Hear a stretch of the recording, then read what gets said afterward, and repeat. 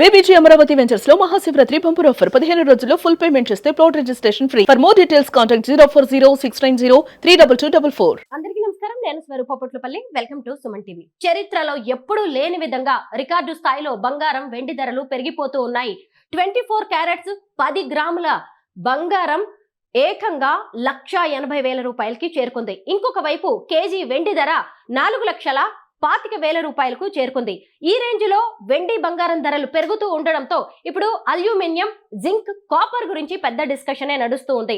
ప్రస్తుతం నాతో పాటు ఉన్నారు stock market analyst Nagendra Sai గారు. ఆయనతో మాట్లాడదాం. నమస్తే నాగేంద్ర సాయి గారు. నమస్తే అండి.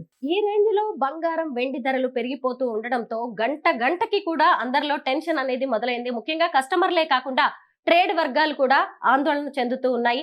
దీనికి ప్రధాన కారణం ఏంటి? వెండి, బంగారం ధరలు ఎందుకు ఇలా పెరిగిపోతున్నాయి? $2,600 నుంచి గోల్డ్ బాగా పెరుగుతుందని చెప్పి మనం చాలా వరకు ప్రెడిక్ట్ చేయగలిగాం. అంటే $4,500 దాకా గోల్డ్ పెరగచ్చు అని ఒక అంచనా ఉండేది. But majority of the research agencies కానీ అందరూ కూడా మేబీ $4,500 దాకా గోల్డ్ పెరగచ్చు అనేది ఔన్స్ బంగారం మనం ఇంటర్నేషనల్ మార్కెట్స్ లో మాట్లాడుకుంటాం కాబట్టి అలా అనుకున్నాం. బట్ ఈ $4,500 నుంచి $5,500 కి $1,000 జంప్ అనేది నో వన్ హాస్ ప్రెడిక్టెడ్ అండి. అంటే గోల్డ్, సిల్వర్ ఈ స్థాయిలో పెరగవచ్చు అనే అంచనా గతంలో ఎప్పుడు కూడా లేదు. అంటే ఎంత పెరిగిన స్కోప్, ఎంత పెరిగిన దాఖలాలు కూడా. ఎందుకు ఒక్కసారిగా ఎంతగా పెరుగుతుంది అంటే ఇప్పుడు జియో పొలిటికల్ టెన్షన్స్ అంటాం. అంటే ప్రపంచవ్యాప్తంగా చాలా ప్రాంతాలు, ఇప్పుడు యుఎస్ అనుకోండి, యుఎస్ అంటే ఇరాన్ తో ఇష్యూస్ ఉన్నాయి, రష్యాతో ఇష్యూస్ ఉన్నాయి, యూరోపియన్ యూనియన్ తో ఇష్యూస్ ఉన్నాయి. వాటిని జియో పొలిటికల్ టెన్షన్స్ అంటాం. ఇవి కాకుండా ట్రేడ్ సంబంధించిన ట్రేడ్ వార్, ఆయనకు డొనాల్డ్ ట్రంప్ అధికారంలోకి వచ్చిన తర్వాత యుక్రెయిన్ తో ఇష్యూస్ ఉన్నాయి, రష్యాతో ఇష్యూస్ ఉన్నాయి, చైనాతో ఇష్యూస్ ఉన్నాయి, అండ్ పక్కనున్న కెనడా అనుకోవచ్చు, బ్రెజిల్ అనుకోవచ్చు, ప్రతి దేశంతో కూడా, ప్రతి కాంటినెంట్ తో కూడా ఆయన గొడవలు పెట్టుకొని టారిఫ్ వార్ ఆయన ప్రకటిస్తూ వచ్చారు. పరోక్షంగా కూడా ఇలాంటివన్నీ కూడా గోల్డ్ కి దోహదపడతాయి. ఎందుకంటే గోల్డ్ ఎప్పుడు పెరుగుతుంది అంటే గతంలో మనం చరిత్ర చూసుకుంటే ఏదైనా యుద్ధాలు జరిగినప్పుడు, ఏదైనా ఆర్థిక అనిశ్చితి జరిగినప్పుడు, లేదా గ్రేట్ డిప్రెషన్, రెసిషన్ అంటే పూర్తి స్థాయిలో ఆర్థిక క్రమశిక్షణ కట్టుదాటిపోతుంది, యుద్ధాలు విపరీతంగా జరుగుతున్నాయి, ఏ కరెన్సీ కొనుగోలు చేసినా కూడా, ఏ కరెన్సీ మన దగ్గర ఉన్నా కూడా వాటికి విలువ ఉండదు అనుకున్న టైంలోనే మనకు గోల్డ్ బాగా పెరుగుతూ వచ్చింది. కాకపోతే ఇప్పుడు అలాంటి సినారీ ఎక్కడా లేదు. అమెరికన్ మార్కెట్స్ రికార్డు స్థాయిలో దగ్గర ట్రేడ్ అవుతూనే ఉన్నాయి, యూరోపియన్ మార్కెట్స్ బాగానే ఉన్నాయి, జపనీస్ మార్కెట్స్ రికార్డ్ దగ్గర ఉన్నాయి, మన మార్కెట్స్ కూడా ఆల్మోస్ట్ రికార్డ్ హైస్ దగ్గర ఉన్నాయి. కాకపోతే ఏంటంటే ఫ్యూచర్ లో ఈ డొనాల్డ్ ట్రంప్ తీసుకుంటున్న నిర్ణయాలు ఎలాంటి ప్రభావం చూపిస్తాయి, వాటి పరిణామం ఏ విధంగా ఉంటుందన్న ఒక అంచనాలు, ఒక భయం నేపథ్యంలో ఇప్పుడు గోల్డ్ ధరలు పెరుగుతున్నాయి. రెండో ఫ్యాక్టర్ ఏంటి అంటే ప్రతి కరెన్సీ, అంటే ప్రతి దేశం కూడా యుఎస్ డాలర్ ని ఒక రిజర్వ్ కరెన్సీగా పెట్టుకుంటాయి వాళ్ళ కరెన్సీలో, అంటే వాళ్ళ చెస్ట్ లో అనుకోవచ్చు లేదా వాళ్ళ బ్యాంక్స్ లో. ఎందుకంటే ఏదైనా అనిశ్చితి వచ్చినప్పుడు మనం డాలర్స్ అమ్ముకుంటే, డాలర్స్ ఏంటంటే dollars equal to gold. Gold కన్నా విలువ ఉంటుందేమో లేదో తెలియదు కానీ డాలర్ మన దగ్గర ఉంటే ఇమీడియట్ గా మనం వాటిని టెండర్ చేస్తే డబ్బులు వచ్చేస్తాయి కాబట్టి డాలర్ ని ప్రతి ఒక్క రిజర్వ్ కరెన్సీగా పెట్టుకున్నారు. ఇప్పుడు ఏంటంటే ఇలా ఈ డొనాల్డ్ ట్రంప్ తీసుకుంటున్న నిర్ణయాల వల్ల డాలర్ వాల్యూ క్రమంగా పడిపోతూ వస్తుంది. ఒక అంచనా చూస్తే 2016 లో ఈ గ్లోబల్ సినారియోలో డాలర్ వెయిటేజ్ దాదాపు 60% ఉన్నది. ఇప్పుడు అది ఆల్మోస్ట్ 40% తగ్గిపోయింది. అంటే 10 years లోనే డాలర్ ని రిజర్వ్ కరెన్సీగా పెట్టుకున్న వాళ్ళ సంఖ్య 60% నుంచి 40% తగ్గిపోయింది. అంటే మేజర్ గా చైనా కానీ, మనం కానీ, భారత్ కానీ, యూరోపియన్ యూనియన్స్ మెల్లిగా డాలర్స్ ని అమ్మేసుకుంటూ, డాలర్ బాండ్స్ ని అమ్మేసుకుంటూ గోల్డ్ మీద ఎక్కువగా ఇన్వెస్ట్ చేస్తూ వస్తున్నాయి. సో ఇది కూడా one of the main reason gold బాగా పెరగడానికి. గత వారం కేజీ వెండి 3 లక్షలు ఉంటే ఇప్పుడు ఏకంగా 4,25,000 రూపాయలకి చేరుకుంది.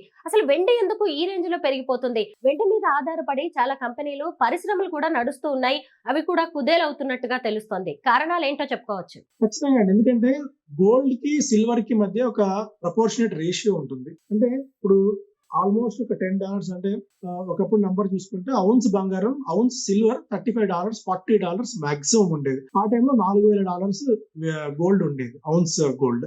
ఇప్పుడు దాని వ్యత్యాసం చూసుకుంటుంటే ఆల్మోస్ట్ ఇప్పుడు $120-125 దగ్గరికి ఔన్స్ వెండి వచ్చేసింది. ఇది ఎప్పుడు గరిష్టంగా అంటే లాస్ట్ 2-3 years లో $30, $35, మాక్సిమం $40. అంటే ఆల్మోస్ట్ 3x సిల్వర్ లో మనం జంప్ చూస్తున్నాం. ఈ లెవెల్స్ దగ్గర సిల్వర్, ఈ లెవెల్స్ దగ్గర ఎందుకంటే ఇండస్ట్రియల్ డిమాండ్ ఉంది, ఎలక్ట్రిక్ వెహికల్స్ లో కానీ, బ్యాటరీ మ్యానుఫాక్చరింగ్స్ లో కానివ్వండి, లేదంటే సోలార్ ప్యానల్స్ తయారీలో యూజ్ చేసే గమ్ అంటే వైట్ ప్యాచ్ అనుకోవచ్చు, వీటన్నిటిలో కూడా మనం మేజర్ గా సిల్వర్ డిమాండ్, సిల్వర్ యూసేజ్ ఎక్కువగా ఉంటుంది.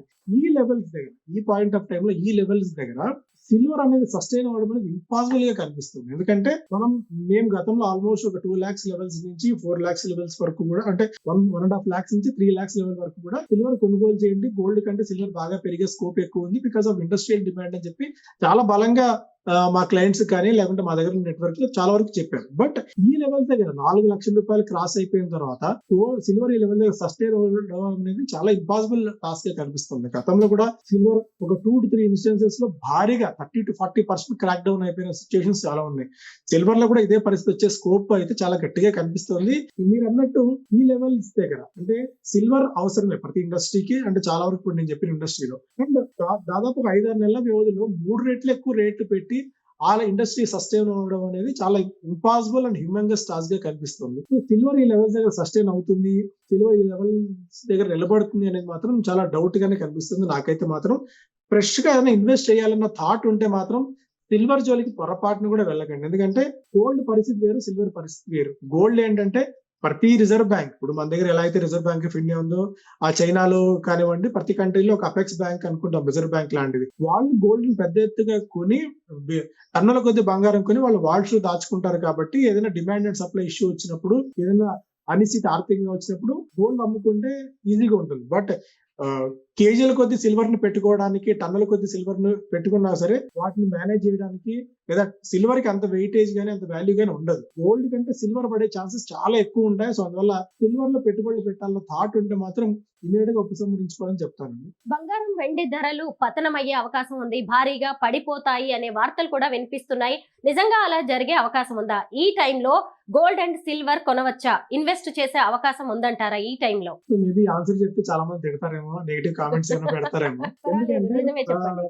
ఒక పాయింట్ ఆఫ్ టైమ్ లో అంటే $4,000 దగ్గర నుంచి ఉన్నప్పుడు ఈ లెవెల్ లో కూడా కొనొద్దు అని చెప్పి అప్పుడు ఆ స్టాండ్ అయితే మారలేదు. అంటే ఇంటర్నేషనల్ మార్కెట్స్ లో బంగారం ధరలు ఎంత పెరిగినా కూడా సో దేనికైనా సరే ఇన్వెస్ట్మెంట్ లానే చూడాలి అండి. అంటే ఒక సామెత కూడా ఉంది, పరిగెట్టే గుర్రాన్ని ఎక్కడానికి ట్రై చేయకండి అని చెప్పి. సో గుర్రం పరిగెడుతున్నప్పుడు మనం దాన్ని ఎక్కాలని చూస్తే కింద పడిపోతాం. సో ఇప్పుడు కూడా ఇంత ఇన్వెస్ట్మెంట్ మనం చేస్తున్నప్పుడు మనం పెట్టే రూపాయికి రిస్క్ ఎంత, రివార్డ్ ఎంత అనేది మనం మేజర్ గా చూడాలి. మనం రూపాయి పెడుతున్నామంటే రిస్క్ తీసుకుంటున్నాం, కొద్ది గొప్ప ఎంత రివార్డ్ ఉండాలి. రూపాయి పెడితే అట్లీస్ట్ ₹1.5 రివార్డ్ ఉండగలిగితే ఆ రూపాయి పెట్టినందుకు మనకి ఏదైనా ప్రయోజనం ఉంటుంది. ఇప్పుడు మనం రూపాయి పెడుతున్నప్పుడు దానికి రిస్క్ ఎంత ఉంటుంది అనేది, దానికి రివార్డ్ ఎంత ఉంటుంది అనేది మనం చెప్పడం కష్టం. ఎందుకంటే ఆల్రెడీ బాగా పెరిగిపోయింది. ఇంత పెరిగిన తర్వాత ఇంకా ఎంతవరకు పెరుగుతుందంటే మాత్రం అసలు ఎవరి వల్ల, అంటే ప్రపంచంలో ఏ అనలిస్ట్ కూడా సిల్వర్ ఎంత పెరుగుతుంది అని చెప్పి ఎవరు ఊహించలేకపోయారు. గోల్డ్ పెరుగుతుంది అనుకున్నారు కానీ ఇంత త్వరగా ఇంత షార్ట్ టైం లో పెరుగుతుందని ఎవరు ఊహించలేకపోయారు. ఒకటే చెప్తాను, డొనాల్డ్ ట్రంప్ ఉన్నంత వరకు, ఆయన యుఎస్ అధ్యక్షుడిగా ఉన్నంత వరకు గోల్డ్ కి సిల్వర్ కి ఢోకా అయితే లేదు. కాకపోతే ఎంతవరకు పెరుగుతాయి అంటే దేనికైనా సరే పెరుగుట కొరికే అన్నట్టు ఒక లెవెల్ తర్వాత వాటిని హోల్డ్ చేసుకోవడం కానీ మళ్ళీ ఆ లెవెల్స్ దగ్గర దాన్ని కొనుగోలు చేసిన ఇప్పుడు ఈ లెవెల్స్ కూడా గోల్డ్ ఎందుకు పెరుగుతుందంటే అపెక్స్ బ్యాంక్స్ బాగా కొంటున్నాయి గోల్డ్, టన్నుల కొద్ది బంగారాన్ని వెళ్ళి ఇంకా అటు చైనా కానీ మనం కానీ బాగా కొనుగోలు చేస్తున్నాం. డాలర్స్ నమ్మేసి గోల్డ్ ను కొనుగోలు చేయడానికి మనం ప్రయత్నం చేస్తున్నాం. సో అందువల్ల గోల్డ్ ఈ డిమాండ్ పెరుగుతోంది. ఎవరైనా గోల్డ్ లో ఇన్వెస్ట్ చేయాలి అంటే మాత్రం ఈ లెవెల్స్ దగ్గర భారీ ఎత్తున, అంటే ఇక్కడ నుంచి దాదాపు మనకి 2 లక్షలు అయిపోతుంది, 2.5 లక్షలు అయిపోతుంది గోల్డ్. ఇప్పుడు ఈ రోజు కొనకపోతే మళ్ళీ అసలు మనం కొనగలమో లేదో, fear of missing out, FOMO అన్న థాట్ లోకి మాత్రం గోల్డ్ లోకి వెళ్ళకండి. గోల్డ్ అయితే ఖచ్చితంగా ఇన్వెస్ట్మెంట్ చేయండి. ఒకవేళ ₹100 మీరు ఇన్వెస్ట్ చేద్దాం అనుకుంటే గోల్డ్ కి ఒకప్పుడు ఏంటంటే మా వెయిటేజ్ 5 నుంచి 10% మాక్సిమం ఉండేది. ఇప్పుడు ఆ గోల్డ్ వెయిటేజ్ 10 నుంచి 20% పెరిగింది. అంటే మీ దగ్గర 100 ఉంటే ₹20 వరకు మాక్సిమం మీరు గోల్డ్ లో ఇన్వెస్ట్ చేయొచ్చు, కానీ అంతకు మించి అయితే చేయకండి. ఒక సిప్స్ రూపంలో ఈటీఎఫ్స్ గోల్డ్ ఈటీఎఫ్స్ కానీ సిల్వర్ ఈటీఎఫ్స్ కానీ కొనుగోలు చేయండి, కానీ ఒకేసారి లంసంగా గోల్డ్ అయితే పెట్టకండి. ఈ పాయింట్ ఆఫ్ టైమ్ లో ఖచ్చితంగా సిల్వర్ పెరుగుతాయి, బట్ ఎంతవరకు పెరుగుతాయి అనేది చెప్పడం కష్టం. పడిపోతాయి అంటే సిల్వర్ లో మాత్రం ఖచ్చితంగా ఒక గట్టి సెల్లింగ్ అయితే వచ్చే ఛాన్సెస్ చాలా కాన్ఫిడెంట్ గా నేను చెప్పగలుగుతున్నాను. సిల్వర్ అయితే భారీగా పడే ఛాన్స్, అంటే ఎవరు యాక్సెప్ట్ చేసినా ఎవరు యాక్సెప్ట్ చేయకపోయినా, అంటే జనాలు తిట్టుకోకపోయినా కొన్ని ఎకానమిక్స్ ని బాగా స్టడీ చేసే వాళ్ళని, ఎకానమీని బాగా స్టడీ చేసే వాళ్ళకి, గత చరిత్ర తెలిసిన వాళ్ళకి ఇది ఎంతవరకు నిలబడగలదు, ఎంతవరకు సస్టైన్ అవ్వగలదు అన్న ఒక థాట్ తో మేము ఉంటాం. కాబట్టి సిల్వర్ అయితే నిలబడడం కష్టం ఈ పాయింట్ ఆఫ్ టైంలో. గోల్డ్ పడితే మేబీ ఒక 10% మాక్సిమం పడచ్చేమో, కానీ ఇక్కడ నుంచి గోల్డ్ అంత క్రాక్ ఒకప్పుడు మాదిరి 90,000కి 80,000కి వచ్చే అవకాశం గోల్డ్ అయితే లేదు. అదైతే కాన్ఫిడెంట్ గా చెప్పగలను. మేబీ గరిష్ట స్థాయి దగ్గర మేబీ ఇక్కడ నుంచి ఒక 25,000-30,000 మాక్సిమం గోల్డ్ లో కరెక్షన్ వస్తే రావచ్చేమో, కానీ అది కూడా భారీ ఎత్తున వస్తే. బట్ గోల్డ్ కంటే సిల్వర్ లో కరెక్షన్ వచ్చే ఛాన్సెస్ ఎక్కువ ఉన్నాయండి. గోల్డ్ అండ్ సిల్వర్ కి ఆల్టర్నేటివ్ గా అల్యూమినియం, జింక్, కాపర్ కనిపిస్తూ ఉన్నాయి. వీటిని ఎప్పుడు ఎలా కొంటే మంచిది?